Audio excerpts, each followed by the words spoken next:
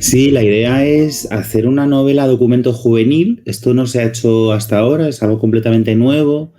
Y lo que queremos es tratar de contar la realidad de la adolescencia, pero desde sus historias. Yo siempre me he documentado en todo lo que he escrito muchísimo en testimonios y además tengo la suerte de que por mi tipo de literatura me escriben mucho a través de las redes, mucha gente me cuenta y me participa en sus historias y yo me nutro, ¿no? Por ejemplo, en la versión de Eric, el hecho de que ella abordara las identidades trans vino porque personas trans adolescentes me escribieron y me pidieron que hablara de sus vidas, ¿no? Y de sus situaciones y de sus realidades. Y en este caso lo que hemos es ido un paso más allá. Hemos dicho, vale, pues vamos a ponernos a disposición por completo de lo que nos quieran contar. Pueden contar cualquier cosa que les importe. O sea, la única condición es que sea cierta, que sea personal y que la quieran compartir. No hay ningún tipo de censura. Están llegando historias de todo tipo. Yo, por supuesto, pues con el equipo editorial las vamos leyendo, las vamos recopilando, luego de ahí seleccionaremos 10. El problema va a ser seleccionar solo 10, porque de verdad es que hay muchos testimonios que también te hacen replantearte muchas cosas, Carlos, ¿no? Y lo que queremos también es demostrar que es una generación con mucho que decir, que es una generación muy crítica, que es una generación a la que le ha tocado un contexto muy complicado y que lo está haciendo con mucha valentía. Y luego, con respecto, por ejemplo, a lo que vamos a hablar ahora, a mí me está llamando la atención positivamente que es una generación con una conciencia de la realidad LGTBIQ mucho más avanzada que la que teníamos en nuestra generación. Y eso, por un lado, me da mucha esperanza. Por otro lado, también te cuentan los problemas que siguen teniendo y hay algunos que no han desaparecido y que están ahí perennes y eso te da mucha tristeza, ¿no? Porque dices, vale, estamos avanzando, pero a la vez lo contrario, ¿no? Y bueno, yo creo que este libro también puede servir para dar visibilidad a su generación, dar visibilidad a sus inquietudes y yo la verdad es que lo estoy viendo como un reto brutal porque además es la primera vez que yo voy a escribir al servicio de lo que quieran que escriba las personas que comparten, ¿no? Y en este sentido voy a tejer una historia que no sé por dónde va a ir, o sea, estoy completamente al servicio, a la disposición, ¿no? De estas y estos adolescentes, pero por otro lado es tan bonito y están siendo tan... O sea, hay tanta generosidad en lo que escriben, de verdad, que yo lo que espero es estar a la altura, porque es un reto, es un desafío muy grande, muy grande. Pues es que yo lo primero que sentí no fue ni siquiera una etiqueta, por lo menos no una etiqueta verbal. O sea, yo la primera vez que sentí esa etiqueta, vamos a decir, yo creo que yo tenía 6 años y lo que noté fue una mirada como de desprecio en el patio, ¿no? Una mirada de este niño, ¿por qué es así? No sabía, yo creo que la persona que me miraba así o las personas que miraban así tampoco sabían por qué. Yo noté algo que a mí ya me marcó y me marcó, ¿cómo me afectó? Pues me afectó en un sentido de aislarme mucho. Yo no recuerdo la infancia en lo que es a nivel escolar como una etapa muy feliz. Sí feliz en lo académico, me gustaba estudiar, era muy creativo, me gustaba escribir. Feliz en lo familiar, porque siempre he tenido, que creo que esa ha sido como gran fortaleza, mi familia, mis padres, mi hermano. Pero a nivel de clase, de compañeros de clase, me relacionaba muy poco porque lo primero que recibí fue esa sensación de no encajo. Yo creo que sin duda la de la educación y la educación en relación también con la ficción, es decir, desde ambos ámbitos se puede hacer muchísimo. Las etiquetas las creamos desde que empezamos a socializar, ¿no? Y nos enseñan a socializar. Entonces, si ya en las aulas tendemos a romperlas y a derribarlas, va a ser mucho más fácil que no contemos con ellas, ¿no? Por ejemplo, cosas nos pueden parecer muy tontas, pero no lo son. A fecha de hoy todavía hay centros que celebran el Día del Padre, el Día de la Madre. Vamos a celebrar el Día de la Familia, porque ahí cabe las familias heteroparentales, homoparentales, monoparentales, niños y niñas que viven a lo mejor con sus abuelos, por ejemplo, y que sus padres están en otro país. Hay muchas situaciones, de verdad, muchísimas situaciones familiares. Vamos a quitar ya una etiqueta, porque eso a lo mejor, de repente, desde edad muy temprana, a alguien en un aula le están diciendo, tú no encajas aquí, porque tú no tienes este día, por mil motivos, ¿no? Ya no solo por el tema LGTBI, sino por un montón de diversidades. Como eso se me ocurren 1000 pequeños ejemplos. Entonces, si todo eso lo vamos trabajando desde la infancia, si tenemos, pues eso, introducimos lecturas donde la diversidad esté completamente presente, donde nos habituemos a que la diversidad sea parte del discurso, no un extra, sino parte del discurso, es como las vamos a romper. Porque el problema es que la diversidad se trata siempre, creo, desde los márgenes, de manera excepcional una jornada LGTBI, una charla LGTBI. No, no, no. Eso tiene que estar, igual que la educación en igualdad en todos los frentes, tiene que estar como parte del discurso continuado, tiene que estar, además tiene que haber una política de centro al respecto, tiene que haber actividades constantemente al respecto, tenemos que tener espacios en las bibliotecas escolares, por ejemplo, donde encontremos textos con personajes de todo tipo de orientación y de identidad. O sea, yo creo que yo en esto, claro, también entiendo un poco a mi territorio, que es el de la educación y el de la cultura, y es que creo que son muy, muy importantes para romper esos estereotipos, ¿no? Yo creo que hay una mayor inclusión y la prueba es que hay una mayor visibilidad a edad más temprana. Esto es maravilloso.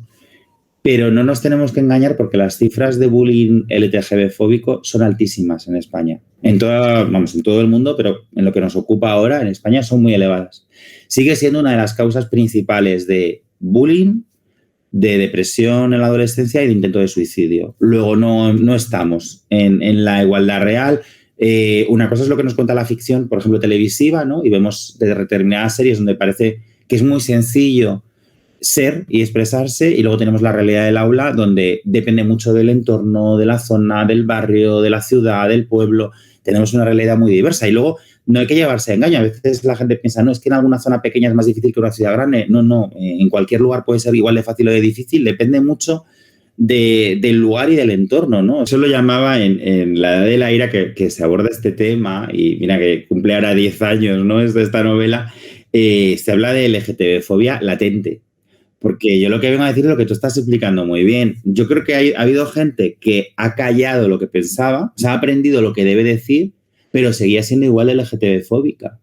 Lo que pasa es que ahora, ya no solo es en redes, es que hasta fuera de las redes, como hay partidos que han normalizado, aquí sí que vamos a usarlo porque no debería ser normal, el odio, se están atreviendo a decirlo y está volviendo a cundir. Es decir, ahora volvemos a tener esos mensajes que creíamos que ya no íbamos a encontrarnos. Yo creo que seguían ahí y el problema es que ahora básicamente se está sacando a la luz algo que no se había terminado de erradicar, ¿no? O sea, queda muchísimo, muchísimo por hacer. Y claro, las redes favorecen eso. También lo contrario. Yo también de las redes, por ejemplo, con respecto a los adolescentes, hay una cosa que sí que me parece interesante, y es que para muchas personas en la adolescencia también son un cauce de lo que tú decías antes, de contar desde la anonimia. Para mucha adolescente es como, bueno, entro en la red, me creo un nick y puedo ir contando, diciendo, conociendo a más gente. También puede ser una red de apoyo, ¿no? O sea, la red, según la uses, tiene los dos frentes. Y ahí creo que esta generación de adolescentes es muy inteligente y la sabe usar muy bien para eso, ¿eh? Para crear comunidad. No, lo que le sorprendía al principio nada más, porque luego, claro, además yo estuve muchos años en el mismo instituto, sí que le sorprendió al principio que fuera tan claro y tan explícito y tan visible. Es decir, que yo desde el primer momento, además, en las aulas, que quizás lo más bonito para mí de dar clase, es que hay mucha comunicación y hay mucho diálogo real y salen las vidas de quienes estamos allí. Entonces, enseguida, yo creo que en la primera o segunda clase te han preguntado si tienes pareja, si tienes hijos y dónde vives, ¿no? O sea, que más o menos te tienen hecha la ficha. Y yo, pues, por supuesto, contestaba, pues mira, sí, tengo novio, primero era novio, luego marido, cuando me casé, por supuesto, lo conté, nada, es que me caso, me voy de viaje de novios y me hicieron un regalo precioso, además, ese año mi alumnado, yo qué sé qué. Yo creo que no les sorprendió para nada, lo que sí traté es de educar desde mi propio ejemplo, ¿no? Yo creo mucho en la visibilidad como arma de activismo, pero muchísimo. Creo que al final es la más poderosa de todas. Sé que gracias a que yo era visible, muchos chicos y muchas chicas vinieron a hablar conmigo esos años para contarme sus experiencias y contarme que ellos también o ellas también y que no saben cómo decirlo en casa, no saben cómo afrontarlo. Y eso me permitió ayudar y me parece que solo por eso lo haría 1000 veces, ¿no? El ser visible. Creo que se está intentando. Yo lo que veo, y en eso siempre distingo sistema educativo de profesorado, ¿no? Lo que se hace realmente. Mi experiencia es que ahora mismo hay un profesorado muy volcado con la inclusión, muy volcado, con muchas ganas. Por supuesto, como en cualquier gremio, hay gente que no, ¿eh? Y como en cualquier gremio, vamos a encontrar una minoría que no va en esa línea. Pero ahora mismo yo recibo un volumen de peticiones de docentes sobre materiales que puedan usar para trabajar la inclusión. Novelas mías donde haya determinados tipos de personajes. Es porque a lo mejor, pues hace poco, mira, me escribía una profesora de primaria y me dice, tengo una alumna que el otro día se sinceró conmigo y me dijo, es que yo creo ya en sexto, yo creo que yo soy bisexual, ¿no? Y me encantaría regalarle un libro que tenga personajes LGTB, pero que sea para su edad, porque tiene 11 años, y entonces, y he pensado en ti y de repente, pues yo digo, pues mira, a este le puede gustar, ¿no? Eso para mí es un síntoma de que algo está cambiando y está cambiando para bien. Porque para que una niña te cuente eso, tú como profesora has creado en el aula un clima de confianza total. Y segundo, como docente estás demostrando hasta qué punto estás involucrada. Y esto es un ejemplo, Carlos, que te puedo poner mil. Sí, no daremos nombres, pero sí, y además esto es algo de lo que me siento orgulloso, nunca mejor dicho, ¿no? El adjetivo en este caso, de no haber cedido, porque hubo una época complicada en la que yo tenía muchas ansias por publicar. Me iba muy bien en teatro, pero en novela no encontraba el lugar. Y hubo alguna propuesta de alguna editorial en la que se aceptaba el texto si cambiaba la orientación de los personajes, ¿no? Por supuesto dije que no, siempre lo tuve claro y estoy como muy contento porque encontré las editoriales que sí apostaban por no censurar ni una coma. Yo con las que trabajo, pues trabajo con Planeta en adulto, trabajo con Lo que leo Santillana, con SM, con Dos Bigotes, con Antígona, o sea, trabajo con muchas editoriales, con todas ellas tengo una relación muy bonita. Y con todas ellas he tenido cero censura. Y para mí es claro, o sea, para mí es clave a la hora de elegir dónde voy y cómo hago. Pero viví esa censura sí y la viví también desde el teatro, ¿eh? También cuando había ciertas salas que, bueno, ciertos temas no los querían o te decían es que esto no atrae público, ¿no? Porque, claro, una historia, yo recuerdo cuando fuimos dos, tuvimos una gira muy larga, es una historia de amor entre dos chicos, para que no la conozca, la pueden leer también. Y alguna sala nos decía, es que una historia de amor entre hombres solo viene público gay, ¿no? Y costó mucho demostrar que no. Aquí en Madrid la tuvimos en el Infanta Isabel y venía público de todo tipo y condición y lo bonito era, que era lo que yo quería demostrar, que tú tengas la orientación que tengas, te puedes emocionar con una historia de amor entre dos hombres, ¿no? Porque al final el amor es amor y ya está. Y la identidad es la identidad. O sea que son luchas universales pero costaba porque sí que hay, yo creo que todavía queda esa LGTBI-fobia y todavía se percibe, ¿no? Y la prueba es que todavía falta mucha diversidad en los textos, ¿no? Se puede hacer mucho más. Claro, y que además aparezca, y lo que tú decías, finales felices, esperanza, personajes, claro, yo por ejemplo con la versión de Eric, yo quería hablar de la identidad trans y claro, ahí te vas a lugares donde entra desde la inclusión, pero también tienes que hablar de la transfobia, que por desgracia existe.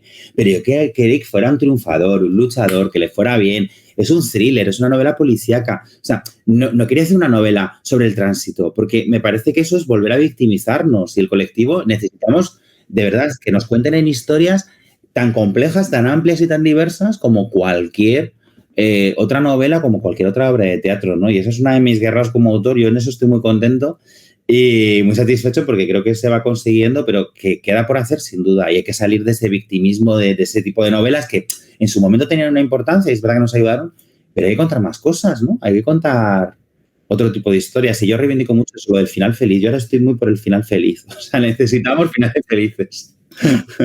Esencial, porque la cultura nos da modelos de conducta, modelos de ser, modelos para entendernos. Entonces, la cultura tiene un papel revolucionario y además entendida en un sentido muy amplio, ¿no? La cultura, desde cualquiera de sus expresiones, realmente puede abrir, ¿no? Mentes y puede derribar muchos prejuicios y puede provocar avances que además son irreversibles, que eso es lo maravilloso de la cultura. Es decir, una vez que tú pasas ciertas fronteras, por mucho que haya una involución política, la cultura sigue ahí siendo, ¿no? Una herramienta de cambio, ¿no? Entonces yo creo que tiene un papel fundamental y que además es algo que hemos comprobado cualquier persona a lo largo de nuestra vida, ¿no? Cómo nos marcan las canciones que oímos, las películas que vemos, los libros que leemos, ¿no? Los cuadros que nos gustan. Entonces, toda mirada cultural al final es un posicionamiento político. Yo no creo que haya cultura exenta de política, ¿no? Porque toda obra cultural es una mirada hacia el mundo desde una perspectiva concreta y en ese sentido ya te estás posicionando, ¿no? Incluso la neutralidad es un posicionamiento, ¿no? Y a mí me parece que es una herramienta de transformación muy poderosa porque además juega con algo muy intenso que es la emoción, ¿no? Es decir, no sé, si nos paramos a pensar en fenómenos históricos como la Inquisición, ¿no? La censura a lo largo del tiempo, casi se han censurado más novelas que ensayos. ¿Por qué? Porque en la novela tiene una capacidad transformacional enorme, en tanto que es algo que conecta con tu emoción, con tu instinto, con tus sentimientos, como te llegue un texto narrativo, ¿no? Como te llegue un poemario, como te llegue de repente una obra de ficción, eso te puede transformar. O sea, ¿por qué Lorca era tan peligroso? Porque Lorca tiene una capacidad para revolucionar desde la emoción única y lo sigue haciendo, ¿no? Y en ese sentido me parece que es valiosísima, valiosísima y que quizá por eso yo también, y antes me preguntabas, ¿no? Claro que es una etapa difícil, pero yo sí de algo estoy orgulloso de lo que he hecho como escritor y lo que hago es que soy muy fiel a mí mismo, porque para mí es algo demasiado importante. O sea, nunca he pervertido mi trabajo, siempre he escrito lo que he querido escribir y lo voy a seguir haciendo porque creo que es algo demasiado valioso como para subvertirlo y convertirlo en un objeto mercantil, ¿no? Y tiene un papel fundamental que no podemos... Y ahora mismo creo que es un papel que tenemos que abrazar con muchas ganas porque lo necesitamos, ¿eh? Porque estamos en un contexto complejo. Muy diversos. Uno siempre lo menciono, pero para mí un referente muy importante porque me llegó además muy joven y me llegó a través de mi madre y en un momento en el que ella supo muy bien recomendarme una lectura que me marcó es Cernuda. A mí la poesía de Cernuda me salvó en mi adolescencia realmente, ¿no? Y me ha marcado muchísimo. Y a partir de Cernuda, claro, todo el mundo del 27, yo, por supuesto que amo a Lorca y con locura, ¿no? Pero yo llegué antes a Cernuda que a Lorca, en cierto modo, ¿no? Porque fue esa puerta a la que a mí me abrió el mundo del 27, esa generación maravillosa, pero me la abrió porque de repente encontré un poeta que luchaba entre esa realidad y el deseo y no se encontraba en ninguna de ellas. Estaba ahí, ¿no? Y yo estaba ahí. Y en esos adolescentes rebeldes de los que habla, y yo me veía en sus poemas, y yo recuerdo pues recuerdo un trabajo que teníamos que hacer en octavo, no sé muy bien para qué asignatura, que yo lo llené de poemas de Cernuda. Y el profesor me decía, ¿pero por qué? Y decía, no, es que es maravilloso, ¿no? Porque entonces, para mí fue un referente. Luego se me ocurren, no sé, nombres, pues una autora, por ejemplo, hay dos autoras que descubrí también bastante joven, con 14, 15, que es la etapa en la que te vas formando esos referentes, que son Mercè Rodoreda y Carmen Martín Gaite. Llegaron a mí por motivos distintos y son dos escritoras que me influyeron muchísimo. Oscar Wilde, para mí descubrir los cuentos de Wilde, yo empecé por los cuentos, luego me fui al teatro, luego sus novelas y claro, ya ibas ahí como ya ibas sembrando mi camino, o sea, estaba claro hacia dónde iba, ¿no? Y luego el cine, yo un referente cultural para mí fundamental es Almodóvar. O sea, mi educación sentimental es Almodóvar. O sea, yo recuerdo ver La Ley del Deseo a escondidas, la ponían en no sé qué canal de la tele, y a escondidas y grabármela con una cinta que le puse otra carátula para que no se viera que era esa, porque bueno, era como muy fuerte para lo que yo, no sé, tenía 14, 15 años, que era muy jovencito cuando la conseguí, y Almodóvar, todo su cine, ¿no? Yo creo que me ha educado en cierto modo, ¿no? Luego de Almodóvar pasé a Téchiné, que Los Juncos Salvajes puede ser la película que más veces he visto en mi vida, posiblemente. Y eso aparece, para quien tenga curiosidad, todos mis referentes, sobre todo cinematográficos, están en Hasta Nunca Peter Pan. En la última novela adulta, que está trenzada, porque es un personaje de nuestra edad, un post-joven, como yo digo, de 40 y pocos, y habla de sus referentes y aparecen todos estos, porque yo creo que en nuestra generación, además de la literatura, hay que reivindicar el cine como referente, ¿no? Sí, hay que buscar en todos esos géneros, ¿no? Ahora hay un fenómeno que a mí me gusta mucho de la literatura con respecto a la gente muy, muy joven, y es que las redes, de nuevo, fíjate, están dando un impulso muy bonito al compartir lecturas. Y hay una cantidad de Instagramers adolescentes que además dedican un tiempo. Yo en eso, mira, cada vez que me mando una foto, por supuesto comento y le agradezco porque dedican un tiempo a cómo coloco el libro, cómo lo hago, cómo lo pongo, a una composición, hacen unas cosas súper bonitas, con luego unas reseñas muy, muy detalladas, ¿no? De lo que quieren contar y de con lo que les ha parecido el libro. Y es muy bonito, ¿sabes? Que de repente hay como, y esto a mí me encanta, es como presumir de lo que leen. ¿Sabes? Que había una época que casi lo escondías, era como, no, que no sepan que leo tanto, ¿no? Y ahora es lo contrario. Es como, no, y es que me he leído no sé cuántos libros este año. Pues yo me he leído, el otro día entré en uno de los comentarios era muy gracioso porque, bueno, en una pelea hay cuántos libros, ¿no? Y dije, pues yo me siento fatal, he leído tantos como esta gente tan joven, ¿no? Y eso me parece maravilloso. Y ojalá alguna vez podamos contar que todo esto pasaba hace mucho tiempo, pero que ya no pasa, ¿no?